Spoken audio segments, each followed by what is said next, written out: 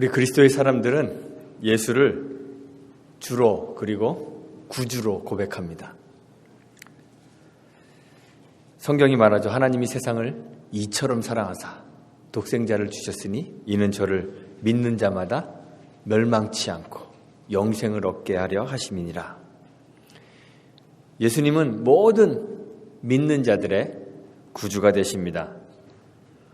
예수님은 교회의 일원인 성도들에게 모퉁이 돌이 되시는 분입니다. 신자들은 구주이신 그리스도에게 다 연결되어서요, 그리스도와 하나가 되고 그리고 교회를 이루어갑니다. 그런데 불신자에게는 예수가 구주가 아닙니다. 복음을 받아들이지 않는 세상에 대하여 예수는 부딪히는 돌과 거치는 반석이라고 했습니다. 그러면 그리스도가 멸망하는 세상에 대하여는 구주가 아니기 때문에 세상은 하나님과 상관없이 살 수 있을까요? 그렇지 않습니다. 우리 주님은 세상에 대하여 구주가 아니시지만 여전히 주인이시기 때문에 그렇습니다. 초대교회의 성도들이 예수님에 대해서 고백했던 신앙 고백은 아주 단순한 한 문장이었습니다. 예수는 주시다. 로마 황제가 아닌 예수를 주로 고백했기 때문에 교회는 아주 극심한 박해를 받았습니다. 하나님은 단지 신자들만의 주인이 아니라 온 세계의 주인이시기 때문에 신자들은 교회 안에서뿐만 아니라 교회 밖 세상에서도 예수는 주시다라는 이 믿음의 고백을 포기할 수가 없었습니다. 하나님은 온 세계의 주인이시고 존재하는 모든 것들은 다 하나님의 뜻 안에 있다는 사실을 믿음으로 고백하며 살았습니다. 구약 시대부터 하나님은 이스라엘만의 하나님이 아니라 온 세계의 주인이시고 하나님이셨습니다. 하나님은 이스라엘 백성들을 선택하시고 그들을 하나님의 종이다 이렇게 부르셨습니다. 이사야 41장 8절에 보면 나의 종 너 이스라엘아 이렇게 부르십니다. 44장 1절에서도 나의 종 야곱 나의 택한 이스라엘아 이제 들으라 이렇게 말씀하셨습니다. 그런데 하나님은 이스라엘에게만 주인인 것이 아닙니다. 세계에 있는 모든 열방이 다 하나님의 것이고 하나님은 그들의 주인이십니다. 이사야 44장 28절에서 하나님이 말씀하십니다. 고레스에 대하여는 이르기를 그는 나의 목자라 나의 모든 기쁨을 성취하리라 하셨습니다. 고레스는요 이스라엘의 왕이 아닌데 고레스에 대하여도 하나님이 그를 나의 목자라 이렇게 부르시는 거예요. 45장 1절에서는 나 여호와는 나의 기름받은 고레스의 오른손을 잡았다 이렇게 말씀하셨습니다. 하나님은 선택하신 이스라엘 백성들뿐만 아니라 온 세계의 주인이심을 성경이 보여주고 있습니다. 하나님은 애굽에서도 애굽의 주인이셨습니다. 하나님은 산에서도 산의 주인이시고 바다에서도 바다의 주인이십니다.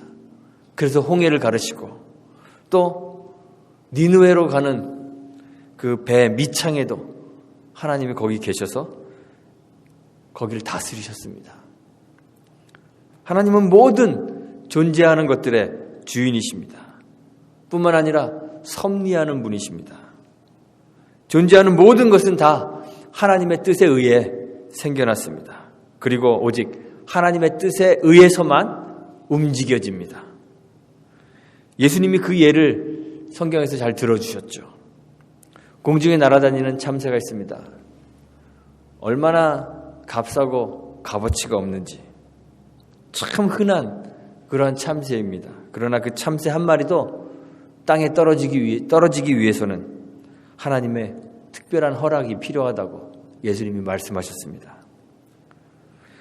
하나님의 백성이 하나님의 뜻에 의해서 움직여지는 건 당연하죠. 그러나 심지어는요, 하나님을 대적하는 사람도 하나님의 뜻에 의해서 움직입니다. 하나님을 대적하는 일조차도 하나님의 뜻 안에서만 발생합니다. 애굽의 바로 왕은요, 이스라엘 백성을 이 땅에서 내보내라 라는 하나님의 명령에 반발하면서 대적하였습니다. 그런데 그 일에 대하여 출애굽기 9장 12절이 이렇게 기록하고 있습니다. 그러나 여호와께서 바로의 마음을 완악하게 하셨으므로 그들의 말을 듣지 아니하였으니 여호와께서 모세에게 말씀하신과 같더라. 하나님을 대적하는 행위까지도 하나님의 뜻 안에 들어 있습니다. 오늘 우리가 읽은 본문을 보면 교회가 시작되는 그 시점에서 베드로가 가룟 유다의 문제를 제기합니다. 유다는 예수님의 12 제자 중에 한 사람이었습니다. 예수님이 제자를 선택하실 때 그냥 아무나 아무 생각 없이 뽑으신 것이 아닙니다. 누가복음 6장 12절부터 13절에 이렇게 기록되어 있습니다.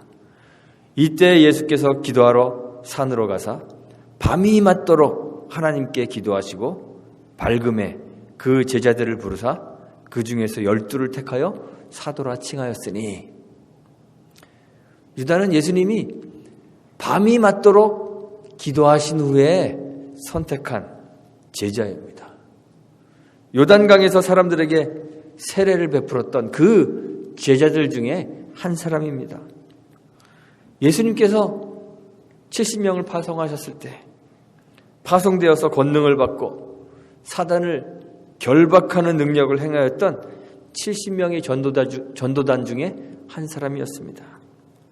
그런데 이런 제자 유다가 예수님을 배반하고 제사장들에게 예수님을 팔아넘겨버렸습니다. 과연 예수님은 제자를 뽑으실 때 바른 선택을 하셨던 것일까요?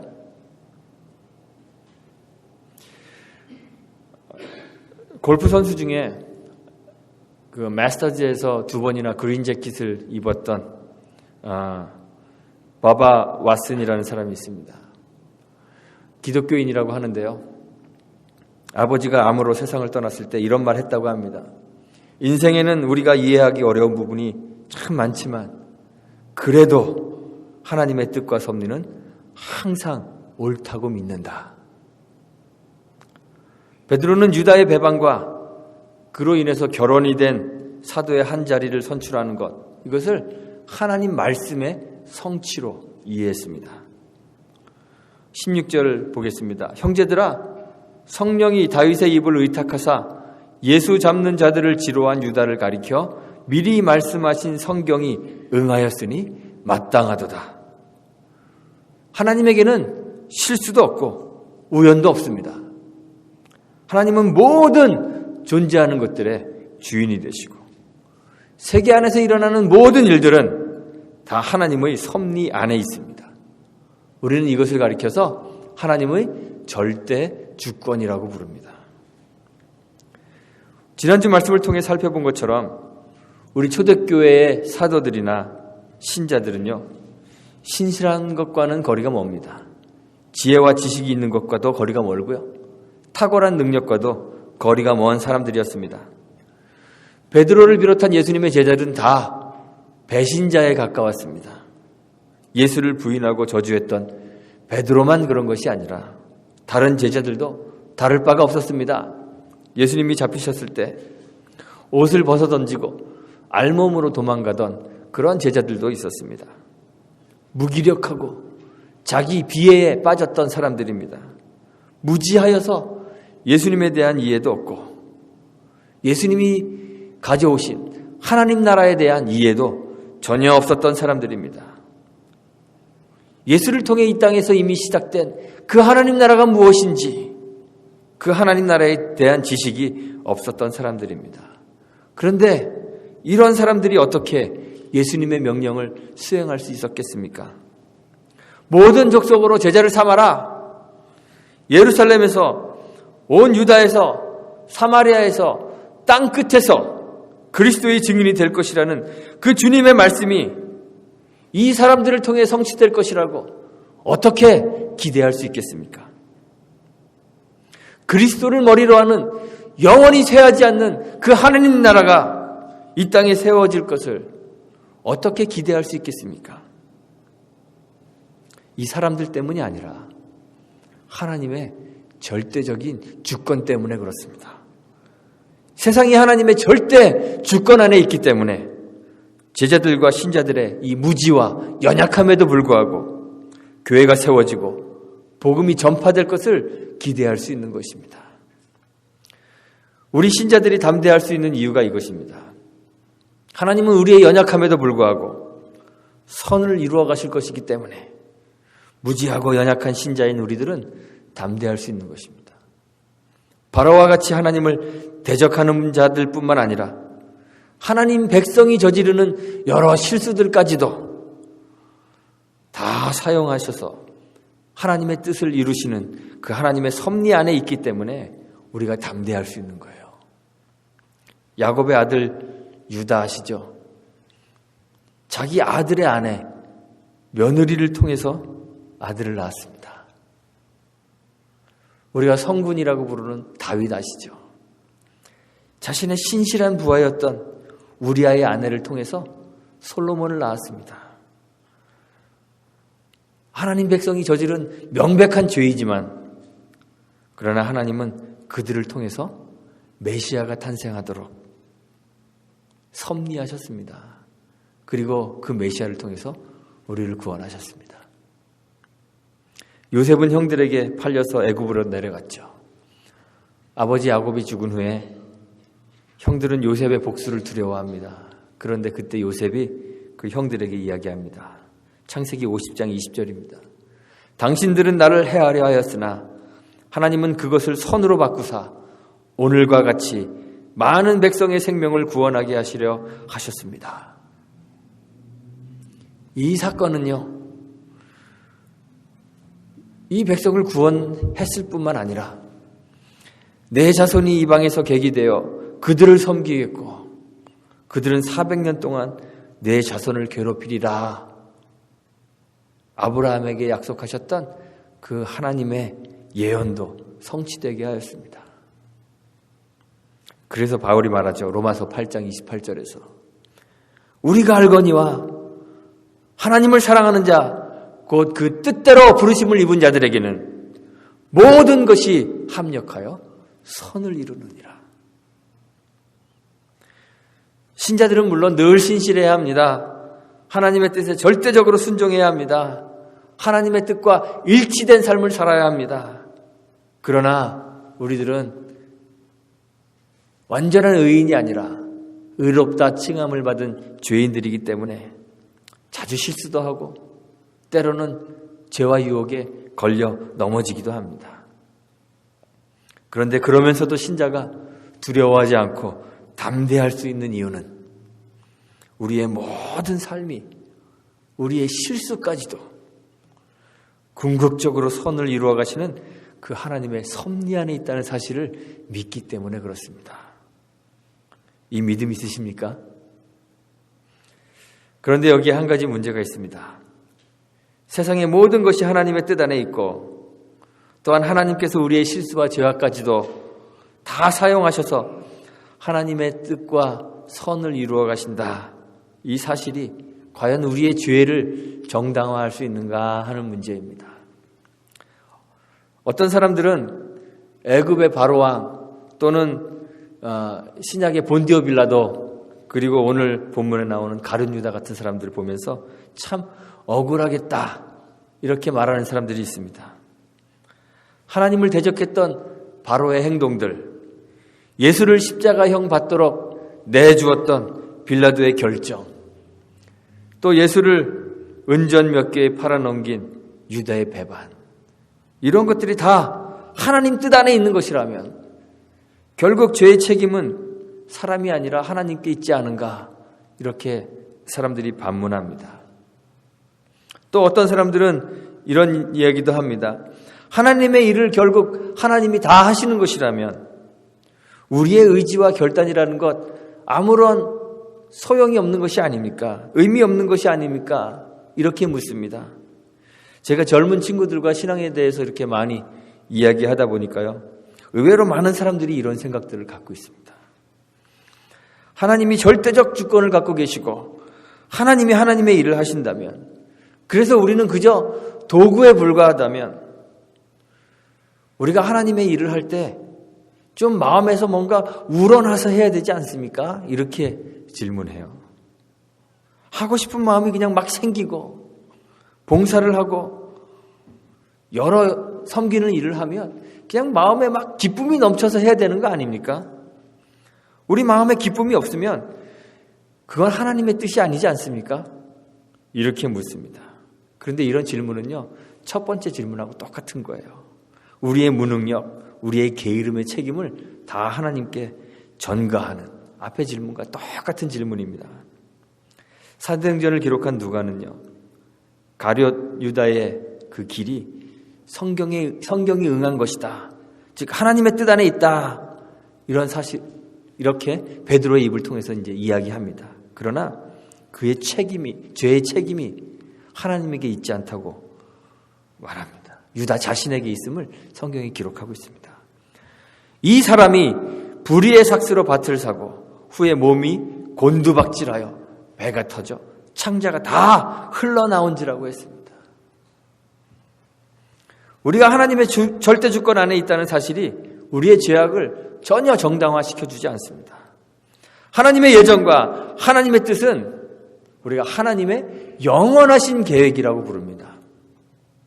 우리는 시간 안에 살아갑니다. 과거, 현재, 미래, 흘러가는 그 시간 속에 우리는 살아가지만 하나님은 시간 안에 존재하시는 분이 아니라 영원한 현재를 사시는 분입니다. 그래서 하나님은 모세에게 자신을 계시하실 때 아브라함의 하나님, 이삭의 하나님, 야곱의 하나님이라고 그렇게 부르셨죠. 하나님은 지금 아브라함의 하나님이시고, 하나님은 지금 이삭의 하나님이시고, 하나님은 지금 야곱의 하나님이십니다. 하나님은 죽은 자의 하나님이 아니라 산자의 하나님이라고 하셨습니다. 하나님은 영원한 현재를 사시는 분이십니다. 그래서 하나님의 뜻도 영원한 현재입니다. 하나님의 계획은 과거 어느 한 시점에 우리의 운명을 계획하시고, 그래서 우리의 운명을 걸머쥐고 있는 리모컨이 아닙니다. 하나님의 뜻은 영원한 현재이기 때문에 오늘 현재를 살아가는 우리의 의지와 직접적으로 관계하는 것입니다. 하나님의 뜻이 오늘 나의 결단을 통해 세계 안에서 하나님의 뜻으로 보여지는 것입니다. 알려지는 것입니다. 우리는 각자 자신의 의지와 결단을 통해 하나님의 뜻을 이루어가는 것이고, 하나님은 우리의 선한 결단이나 또는 실수나 모든 죄악까지도 다 사용하셔서 하나님의 뜻을 이루어 가시는 것입니다. 우리는 하나님의 그 뜻의 신비를 다 온전히 이해할 수 없겠으나 분명히 우리가 아는 것은 하나님의 뜻이 우리의 자유의지를 침해하지 않으면서도 우리 자유의지를 통해 하나님의 뜻을 이루어 가신다는 사실입니다. 그래서 죄의 모든 책임은 하나님에게 있는 것이 아니라 죄를 짓는 우리에게 있습니다. 예수를 팔아먹은 가룟 유다도, 우리아의 아내를 범한 다윗도 다 그 죄의 책임에서 자유로울 수가 없습니다. 또한 하나님의 뜻이라는 것이 과거에 정해진 우리의 운명이 아니기 때문에 그냥 가만히 있는데도 하나님의 일이 막 하고 싶어지는 일을 절대 벌어지지 않습니다. 그런 경우는 잘 생기지 않습니다. 하나님의 일이라는 것은요, 본래 고달픈 것입니다. 하나님의 일이란 본래 자기를 낮추는 것입니다. 하나님의 일이란 본래 섬기는 것이고, 하나님의 일이란 본래 자기를 희생하는 것이기 때문에 그렇습니다. 자기를 버리고 십자가를 지는 일이 하나님의 일이기 때문에 하나님의 일이라는 것은 늘 우리의 의지와 본성을 거스릴 수밖에 없습니다. 그래서 하나님의 뜻에 거하는 사람이라는 것은 모든 책임을 그냥 다 하나님에게 지우고 나는 손 놓고 기다리기만 하는 그러한 사람이 아닙니다. 자기 의지로 하나님이 주신 자유의지로 결단하여서 본성을 거스려 하나님의 일을 해나가는 사람입니다. 그래서 제자들은 하나님이 일하실 것을 기대하면서도 오늘 말씀 보니까 복음을 전할 결혼된 그 사도를 선택하죠. 선출하죠. 이 사건이 보여주는 것은 아주 의미심장합니다. 사도행전에서 소개될 하나님의 나라의 성격을 우리들에게 보여줍니다. 사도행전은 신학자들이요, 성령의 행전이다, 성령 행전이다 이렇게 부를 만큼 스스로 일하시는 하나님의 역사가 많이 기록되어 있습니다. 그러나 그 속에는 그저 그냥 성령을 노래하고 성령의 은사에 취해서 성령의 은사를 누리기만 하는 신비주의자들이 그 안에 들어있는 것이 아니라 의지의 결단을 통해 하나님 나라를 이루어가려는 그 믿음의 사람들의 역사가 사도행전에 기록되어 있습니다. 우리의 신앙도 그렇고 우리의 교회도 그렇습니다. 하나님의 일은 하나님이 하십니다. 우리의 노력이 교회를 성장시키는 것이 아닙니다. 우리가 무슨 노력을 해서 하나님이 더 풍성해지는 것이 아니고 우리의 노력으로 하나님이 더 영광스러워지는 것도 아닙니다. 하나님은 본래부터 영광스러운 분이시고요. 하나님은 본래부터 풍성한 분이시고요. 하나님은 본래부터 그 안에 사랑과 기쁨이 충만하신 분입니다. 그래서 우리는 그냥 성령을 간절히 기다리며 우리 교회의 삶에 성령의 바람이 불기를 소망해야 합니다. 그리고 성령을 전적으로 의지해야 합니다. 이러한 하나님에 대한 의지가 우리 지난주에 말씀을 통해서 살펴본 것처럼 기도의 삶으로 나타나야 하는 것이죠. 그러나 동시에 우리는 우리 자신의 의지의 결단을 통해 하나님 나라를 이루어가는 사람들이 되어야 합니다. 기쁨이 없어요. 또는 억지로 하는 것은 의미가 없잖아요. 이런 말은 해서는 안 됩니다. 가만히 있는 사람에게는 절대 기쁨이 오지 않습니다. 나태한 신앙인에게는요, 결코 자발적으로 헌신하는 기회가 오지 않습니다. 우리의 전 생애가 하나님의 뜻 안에 있음을 믿는 그 믿음 안에서 우리의 의지로 결단하여 믿음의 삶으로 발걸음을 내디딜 때 거기서 우리는 기쁨을 얻게 되는 것이고요. 자발적 헌신이 무엇인지 그 의미를 이해하게 되는 것입니다. 사랑하는 우리 주춧돌교회와 우리 성도님들이 사도행전이 보여주는 이 신앙의 삶 속으로 들어가시기를 간절히 소망합니다. 전적으로 하나님을 의지하면서도 하나님 말씀의 지식을 바탕으로 결단하는 그런 삶을 살아서 우리 교회와 성도들의 삶이 풍성한 하나님 나라를 경험하는 그러한 삶이 되기를 주님의 이름으로 축원드리고 또 부탁드리겠습니다. 함께 기도합니다. 하나님 감사합니다. 우리의 연약함을 아시는 주님, 연약한 우리들이 스스로 세상을 살지 않도록 성령을 보내셔서 성령의 임재 안에 거하게 하시니 참 감사합니다. 우리 하나님이 우리의 주인이 되어주셔서 우리의 삶을 인도하시니 감사합니다. 우리는 무지하고 무능력하여서 어디로 가야 할지 무엇을 해야 할지 알지 못하는 어리석은 사람들인데 우리 성령께서 우리 안에 내주하셔서 우리가 알지 못하는 그 걸음을 걸을 수 있도록 우리의 길을 인도하시니 참 감사합니다. 그러나 하나님, 우리가 그 속에서 성령의 은사에 취해 살아가는 신비주의자들이 되지 않도록 주님 도와주옵소서. 하나님이 주신 그 의지로 결단하여 하나님 나라를 이루어가는 믿음의 삶을 살 수 있도록 은혜 베풀어 주옵소서. 하나님 말씀을 통하여 하나님 지식을 알게 되고 하나님의 뜻을 분별하게 되어 결단하는 삶을 살 수 있도록 은혜 베풀어 주옵소서. 날마다 하나님 앞으로 나아가는 그 길이 고달프고 또 우리의 희생을 요구하는 그러한 길이라 할지라도 우리가 믿음으로 결단하며 그 고난의 길, 십자가의 길을 주님과 함께 걸어가는 성숙한 신앙인들 되도록 주님 도와주옵소서.